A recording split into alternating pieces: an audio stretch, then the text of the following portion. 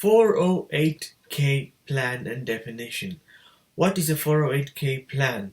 The term 408k account refers to an employer-sponsored retirement savings plan. A 408k plan allows employees to put aside pre-tax dollars for retirement that grow on a tax-deferred basis, making it a type of individual retirement account (IRA). This means individuals pay taxes when they make withdrawals after they turn 59 years and a half. The 408k is commonly referred to as a Simplified Employee Pension or SEP plan. In fact, it is the SEP version of the popular 401k plan. The key things to remember are a 408k is an employer-sponsored retirement plan akin to a 401k. Number 2. The plan is also referred to as Simplified Employee Pension, which is a type of individual retirement account. Number 3. A 408k plan is available to companies of any size as well as self-employed individuals who are subject to the same contribution limits as employers. Number 4. Only employer contributions are allowed into the 408k plan.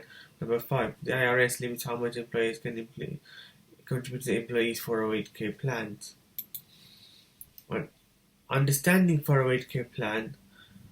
The section 408k of the Internal Revenue Code (IRC), or Internal Revenue Code, otherwise known as IRC, outlines the rules and regulations associated with SEP and salary reductions, simplified employee pensions, SARs, SEP accounts, notably individual retirement accounts or individual retirement annuities. This is why SEP plans are often referred to as the 408k plan.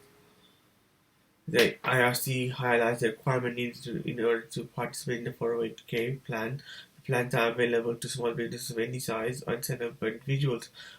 Participants qualify if they are over the age of 21, worked for at least three of the last 5 years of the employer, were compensated at least $650 by the employer. For 2022, compensation requirements increased to $750 in 2023.